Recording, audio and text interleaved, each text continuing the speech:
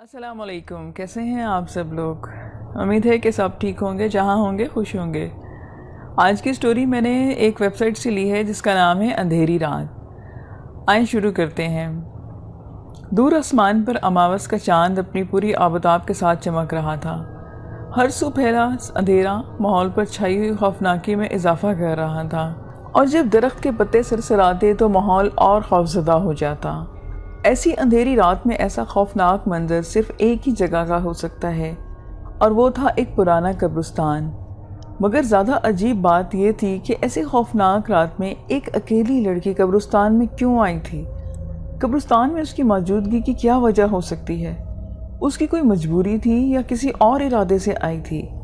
مگر وہ جس طرح سے آہستہ آہستہ قبروں سے بچتے آگے بڑھ رہی تھی، شاید وہ خوفزدہ بھی تھی، اور نہ چاہتے ہوئے بھی وہ وہاں آئی تھی۔ اس نے ایک جگہ ٹھہر کر پورے قبرستان پر ایک نظر ڈالی۔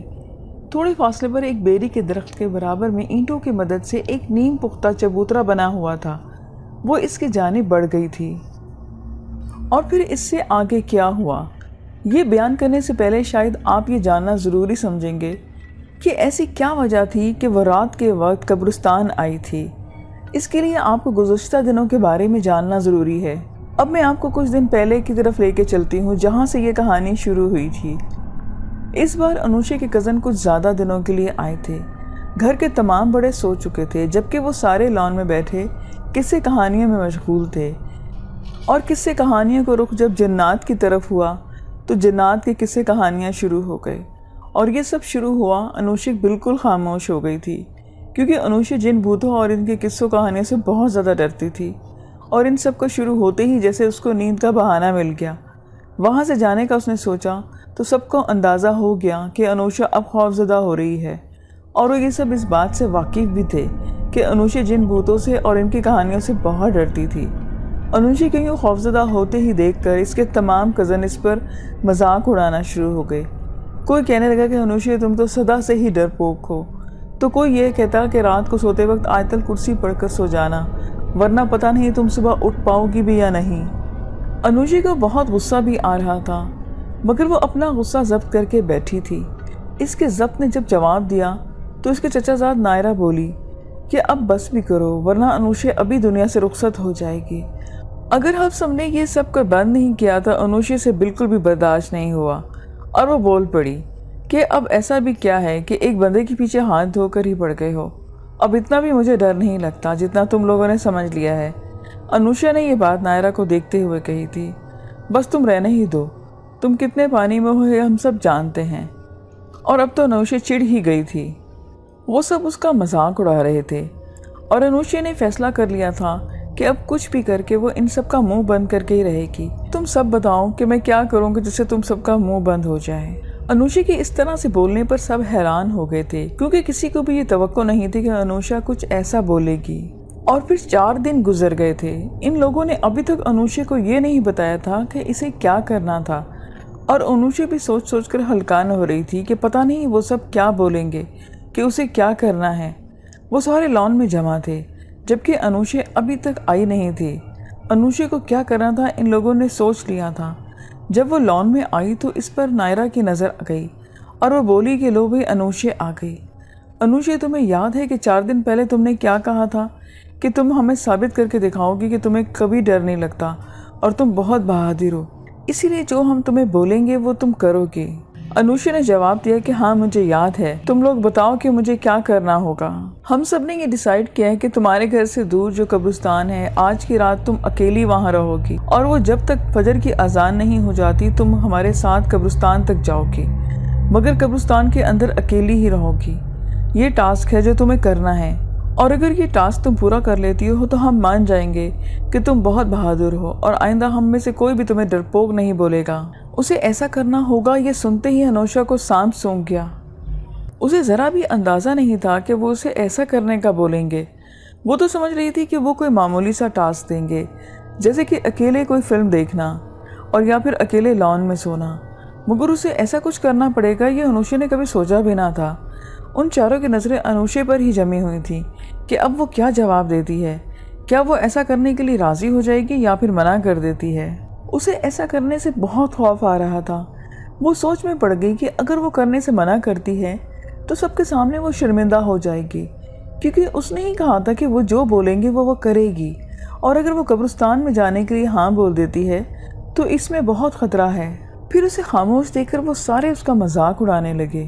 تھوڑی دیر بعد وہ بولی کہ ٹھیک ہے، میں اس قبرستان میں جانے کے لیے تیار ہوں۔ کسی کو بھی امید نہیں تھی کہ انوشے وہاں جانے کے لیے تیار ہو جائے گی۔ وہ سب حیران ہو گئے تھے۔ پھر وہ سارے گھر سے نکل چکے تھے۔ سارے راستے وہ خاموش رہی۔ اس کے دماغ میں سب کے مذاق اڑاتے چہرے گھوم رہے تھے۔ انوشے کی خاموشی پر نائرہ بولی، میرے خیال سے انوشے رات اس وقت پر یہاں آ گئی ہے، اتنا ہی کافی ہے۔ ہمیں وہاں پہ واپس چلنا چاہیے۔ ہم نے کوئی زبردستی تو نہیں کی، اگر وہ واپس چلنا چاہتی ہے تو بے شک چلے۔ پھر اس کا دوسرا کزن بولا کہ دیکھو وہ قبرستان آ گیا ہے۔ اور جب انوشے نے قبرستان کی جانب دیکھا تو اسے بہت خوف آیا کہ آج کی رات وہ کیسے اس قبرستان میں اکیلے گزارے گی۔ ابھی بھی وقت ہے انوشے، سوچ لو، کیا تمہیں اس قبرستان کے اندر جانا ہے؟ اگر کوئی مسئلہ ہو تو یہ مت بولنا کہ ہم تمہارے ساتھ کوئی زبردستی کی تھی۔ اس کے سب کزن نے اس کو خبردار کیا تھا، مگر اب وہ کس منہ سے جانے کے لیے منع کرتی۔ اس لیے انوشے کو اب افسوس ہو رہا تھا کہ کاش وہ اپنے آپ کو بہادر ثابت کرنے کے لیے وہ یہ نہ بولتی کہ وہ اسے جو بھی کہیں گے وہ کرے گی۔ وہ اپنا دل مضبوط کر کے کار سے باہر آ گئی۔ ہم تمہارا ادھر انتظار کریں گے، اس کے کزن نے کہا تو انوشے نے ہاں میں سر ہلایا اور پھر آہستہ آہستہ قبرستان کی جانب بڑھنے لگی۔ یہ تھا گزشتہ دنوں کی بات۔ اب میں آپ کو آگے کی کہانی سناتی ہوں۔ چبوترے پر بیٹھی وہ ارد گرد اپنی نظریں دوڑا رہی تھی۔ وہ کافی خوفزدہ تھی کہ اچانک سے کوئی بھی بلا نمودار ہو جائے اور اسے اپنا شکار بنا لے۔ خوف کے مارے بڑے بڑے درخت اندھیرے کے باعث اسے جن اور چڑیلے لگ رہے تھے۔ ہر طرف پھیلے ہوئے چھوٹی بڑی قبریں ایک خوفناک منظر پیش کر رہی تھیں۔ انوشے نے قرآنی آیات کا ورد شروع کر دیا، جس سے اس کا خوف کچھ کم ہو گیا تھا۔ پھر چھن چھن کی آواز جب انوشے کے کانوں سے ٹکرائی تو اچانک ایک دم سے اس نے اپنی آنکھیں کھولی کہ نہ جانے کب اس کی آنکھ لگ گئی تھی۔ انوشے نے ہاتھ پر بندھی گھڑی دیکھی تو رات کے 1:30 بجنے کا اشارہ کر رہی تھی۔ اس نے آواز کی جانب دیکھا تو اس کو نظر ایک لڑکی پر پڑی جو کہ اس کی جانب آ رہی تھی۔ انوشے کو کافی حیرانی ہوئی کہ وہ لڑکی بہت خوبصورت تھی۔ اس کی رنگت دودھ کی مانند سفید تھی اور بال کالے لمبے اور گھنے اور کالے سیاہ تھے۔ بڑی بڑی آنکھیں دور سے ہی نمایاں ہو رہی تھیں اور سفید کپڑوں میں وہ تھی۔ وہ کسی کو بھی اپنا دل اپنی طرف کھینچ سکتی تھی۔ انوشے اس لڑکی کا جائزہ لے رہی تھی تو اسی دوران وہ لڑکی انوشے کے قریب آ گئی تھی اور قریب آ کر بولی کہ کون ہو تم اور یہاں کیا کر رہی ہو؟ اس کی آواز میں ایک عجیب سا غصہ تھا۔ میرا نام انوشے ہے اور تمہارا کیا نام ہے؟ اس نے کہا کہ میرا نام فیروزہ ہے اور میرے بابا اس قبرستان کے گورکن ہیں۔ انوشا کے پوچھنے پر گورکن کی بیٹی نے جواب دیا تھا۔ اس وقت میں کس کے دوسرے کے مل جانے کو انوشا نعمت سمجھ رہی تھی اور اس کو اب ڈھارس محسوس ہو رہی تھی۔ تم یہاں کیا کر رہی ہو؟ فیروزہ نے ایک بار پھر اس سے پوچھا تھا اور پھر انوشا نے اس شرط کے بارے میں اسے بتایا۔ تمہارے کزن کو تمہیں یہاں نہیں بھیجنا چاہیے تھا۔ میرا مطلب یہ ہے کہ انہیں سوچنا چاہیے تھا کہ اگر تمہیں کچھ ہو گیا تو یہاں اس کا ذمہ دار کون ہوگا؟ غلطی میری ہی تھی کہ اپنے آپ کو بہادر ثابت کرنے کے لیے مجھے انہیں یہ بولنا چاہیے تھا کہ وہ جو بھی بولیں گے وہ میں کروں گی۔ خیر اب تو جو بھی ہوگا دیکھا جائے گا۔ انوشی نے اس سے کہا کہ تم میرے آنے کی وجہ تو جان چکی ہو، اب تم یہ بتاؤ کہ تم اپنی رہائش کو چھوڑ کر اس وقت یہاں پر کیا کر رہی ہو اور تمہیں ڈر نہیں لگتا؟ انوشی کے اس طرح پوچھنے پر وہ ہنس پڑی اور بولی کہ اس جگہ سے کیا ڈرنا، مرنے کے بعد بھی تو ادھر ہی آنا ہے اور ویسے بھی میرا بچپن ادھر سے ہی کھیل کر گزرا ہے، میں ادھر ہی جوان ہوئی ہوں، اور رہا سوال اس وقت میرے باہر آنے کا تو مجھے نیند نہیں آتی تو میں ٹہلنے کو ادھر باہر آ گئی۔ میں اکثر رات اسی طرح کرتی ہوں اور میں نے تمہیں رات کو قبرستان آتے دیکھا تو حیرانی ہوئی کہ تم قبرستان میں کیا کر رہی ہو، اس لیے پوچھنے آ گئی۔ اور انوشا کے پوچھنے پر فیروزہ نے جواب دیا تھا۔ انوشا نے ہاتھ پر بندھی گھڑی پر نظر ڈالی تو گھڑی اس وقت 1:30 بجنے کا اشارہ کر رہی تھی اور اس نے کہا کہ ابھی تک وقت ہی نہیں گزر رہا۔ وہ بولی کہ کیا تمہیں ڈر لگ رہا ہے؟ پہلے لگ رہا تھا مگر اب تم ہو تو اس لیے ڈر نہیں لگ رہا، تمہارا وقت گزر جائے گا، اس لیے میرے پاس ایک مشورہ ہے۔ وہ کیا؟ انوشے نے حیران ہوتے ہوئے اس سے پوچھا۔ کیا تمہیں کہانیاں سننا پسند ہے؟ فیروزہ نے اس کے برابر بیٹھتے ہوئے یہ بات کی۔ ہاں مگر ڈراؤنی نہیں، مگر جو کہانی میں تمہیں سنانا چاہتی ہوں وہ تو ڈراؤنی ہے۔ انوشے نے کہا کہ پھر رہنے دو۔ बल्कि ये कहानी है या हकीकत, इसके बारे में कोई कुछ नहीं जानता। क्या मतलब है तुम्हारा? मैं कुछ समझी नहीं। अनुषा ने फिरोज़िया की तरफ देखते हुए ये बात कही। पहले तुम्हें ये बता दूं कि ये कहानी सुनने की हिम्मत तुम्हारे अंदर है तो मैं तुम्हें बताऊंगी, क्योंकि ये कहानी काफ़ी पुरस्कार है। अब जब तुमने तजस्सुस में मुझे डाल दिया है तो मैं दिल मजबूत करके तुम्हारी कहानी सुनने को तैयार हूँ। अनुषा कहानी सुनने पे आमादा हो चुकी थी। यहाँ कभी भी मैंने ऐसा महसूस नहीं किया और ना ही बाबा ने, मगर इसके बारे में मुझे बाबा से मालूम हुआ कि बाबा को यहाँ के एक मुकामी फ़र्द ने कहा था कि इस कब्रिस्तान में एक पिछल पैरी का वजूद है जो हर अमावस की रात को यहाँ भटकती है। कुछ लोगों का कहना है कि अक्सर अमावस की रात को उन्होंने एक औरत को इस कब्रिस्तान में चलते फिरते भी देखा है। किसी ने अभी तक इसका चेहरा नहीं देखा, मगर उसका वजूद देखकर हर किसी ने यह अंदाज़ा लगाया कि वो काफ़ी खौफनाक शक्ल की होगी। और ये भी सुना है कि हर अमावस की रात वो इंसानी खून की तलाश में कब्रिस्तान में भटकती है। इसलिए मेरे बाबा मुझे रिहाइशगाह से बाहर जाने नहीं देते, स्पेशली अमावस की रात। क्या सच में? फिरोज़ा के बोलने पर अनुषा हैरान होकर बोली थी और खौफ के मारे इसकी आंखें फटी की फटी रह गई थी। अनुषा का डर जो पहले कुछ कम हुआ था, पिछल पैरी का जिक्र सुनकर फिर से वैसा ही डर बढ़ गया। फिरोज़ा ने कहा कि मैं इस कहानी को हकीकत नहीं मानती और अगर ये सच होता तो शायद मैं और मेरे बाबा अभी तक ज़िंदा नहीं होते। सच कहूँ तो तुम्हें आता देखकर मैं यही समझी कि शायद लोगों की बातें सच हैं, मगर अब पक्का यकीन हो गया कि ये झूठ है। असल कहानी ये नहीं, कुछ और है। असल कहानी ये है कि फिरोज़ा ने अपनी कहानी शुरू की थी। कहा जाता है कि पहले पहल इस कब्रिस्तान में एक वाक़या पेश आया था। अमावस की रात थी और रात आहिस्ता आहिस्ता बीत रही थी और वक्त के साथ साथ अमावस की वो रात अंधेरी होती जा रही थी। जब अमावस की रात की स्याही अपने अरूज पर फैल गई तो वो पिछल पैरी नमोदार हुई थी और अपने शिकार के लिए कब्रिस्तान में भटकने लगी। उसी दौरान इस पिछल पैरी की नज़र एक लड़की पर पड़ी। वो अकेली लड़की थी और कब्रिस्तान के अंदर दाखिल हो रही थी। उस लड़की को देखकर इस पिछल पैरी के खौफनाक चेहरे पर एक शैतानी मुस्कुराहट आई और इसकी खून की प्यास शदीद हो गई। इस पिछल पैरी ने इस लड़की का शिकार करना कोई मुश्किल नहीं था, मगर वो बेसब्री का मुजाहरा करके अपने शिकार को हाथ से गंवाना नहीं चाहती थी। वो इस लड़की को दूर से ही देखती रही और जब पिछल पैरी इस लड़की के करीब गई तो वो लड़की सो रही थी। अच्छा मौका जानकर जब पिछल पैरी ने इसको अपनी गिरफ्त में लेने के लिए छुआ तो वो एक ज़ोरदार झटके से उठ पड़ी और दूर जा गिरी। उस पिछल पैरी को हैरत हुई थी कि वो किसी वजीफ़े के ज़ेर असर थी। वो पिछल पैरी उस लड़की को अपनी गिरफ्त में जब ले सकती थी जब उसके वजीफ़े का असर ख़त्म होता, और ऐसा जब ही मुमकिन था जब वो लड़की अपनी नींद से बेदार होती, क्योंकि इस वजीफ़े ने उस लड़की को अपने हसार में रखा हुआ था। वो लड़की वहाँ से ना जाए, इसलिए इस पिछल पैरी ने सोचा कि इस लड़की को इसकी नींद से जगाना होगा, क्योंकि ऐसा करने पर ही हसार टूटता और फिर इस लड़की को जाल में फंसाना ज़रूरी है। इस पिछल पैरी ने एक खूबसूरत लड़की का रूप धार लिया और इस लड़की की जानिब जाने लगी। जब वो पिछल पैरी इस लड़की की जानिब जा रही थी तो वो लड़की अपनी नींद से बेदार हो गई और आखिरकार इस पिछल पैरी की चाल भी कामयाब हो गई। और फिर इस पिछल पैरी ने उस लड़की को दूसरी बातों में उलझा लिया। फिरोज़ा की बताई हुई कहानी पर अनुषा को हैरत हुई, क्योंकि वो कहानी बिल्कुल अनुषा की सूरत हाल जैसी थी। अनुषा का अंदाज़ा हो गया था कि इसकी सूरत हाल पर फिरोज़ा एक कहानी बना के इसे सुना रही है और दर हकीकत इस कब्रिस्तान में कोई और पिछल पैरी का वजूद ना था। तुम्हें तो डर नहीं लग रहा था? फिरोज़ा ने कहानी के बीच में अनुषा से पूछा था। नहीं, मुझे ज़रा भी डर नहीं लग रहा, उसने इत्मीनान से जवाब दिया, क्योंकि वो फिरोज़ा पर यह ज़ाहिर नहीं करना चाहती थी कि उसे अंदाज़ा हो गया कि उसकी वो पिछल पैरी वाली कहानी झूठी थी। फिर क्या हुआ? अनुषा ने फिरोज़ा पर यह ज़ाहिर किया कि जैसे उसे यकीन हो गया कि वो पिछल पैरी वाली कहानी बिल्कुल सच थी। फिर क्या होना था? वो अनजान लड़की उस पिछल पैरी की लड़की समझकर इसके साथ बातें कर रही थी। अब इस पिछल पैरी से सब्र करना मुश्किल हो रहा था, इसलिए उसने फैसला कर लिया कि अब वो इस लड़की का खून पिएगी। फिर कुछ देर के बाद वो बोली कि जानती हो कि आज की भी रात अमावस की रात है। और अनुषा जान चुकी थी कि फिरोज़ा की पिछल पैरी वाली कहानी झूठी थी, इसलिए ये भी झूठ हो सकता है कि आज की रात अमावस की रात थी। क्या तुम मुझे डराने की कोशिश कर रही हो?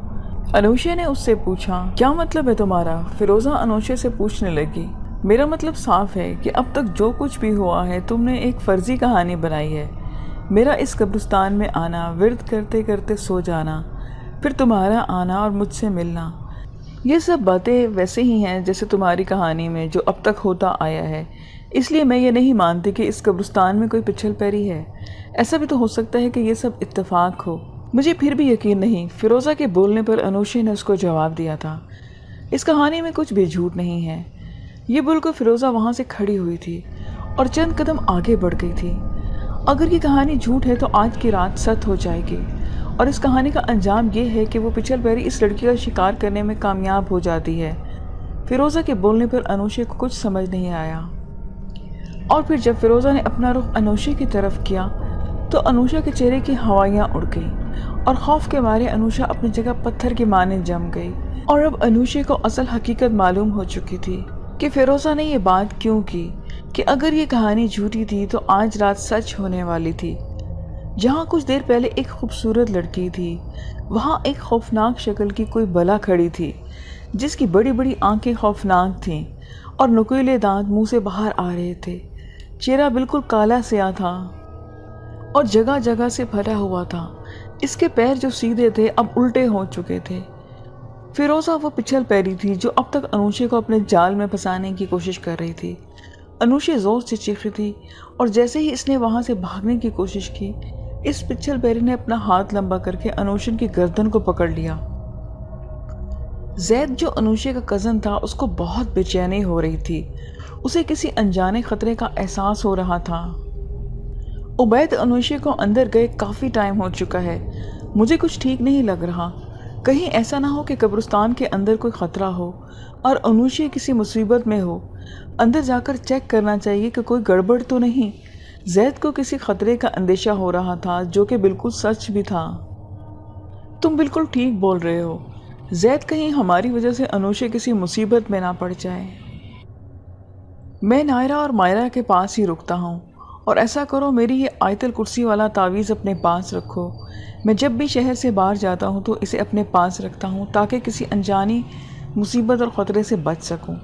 ایسا کرنا یہ انوشے کو دے دینا۔ عبید نے اپنے گلے میں سے ایک تعویذ نکال کر زید کو دیا، جو زید نے اپنی مٹھی میں دبا لیا تھا، اور پھر کار سے باہر آ کر قبرستان کی جانب بڑھ گیا۔ اور جب زید قبرستان میں داخل ہوا تو ایک حیران کن منظر اس کی آنکھوں کے سامنے تھا۔ ایک خوفناک بلا کی گرفت میں انوشے تھی، جس کو اس نے اس کی گردن سے پکڑا ہوا تھا، اور اپنے نوکیلے دانت اس کی گردن میں گاڑنے کی کوشش کر رہی تھی۔ انوشے اپنے آپ کو اس کی گرفت سے آزاد کرانے کی کوشش کر رہی تھی۔ زید زور سے چیخا تھا اور انوشے کی جانب دوڑا تھا۔ اس نے پچھل پیری کے پیچھے سے دیکھا تھا اور خوفناک انداز میں ہنس کر بولی کہ ارے وہاں ایک اور شکار آ گیا، اب مجھے زیادہ خون ملے گا۔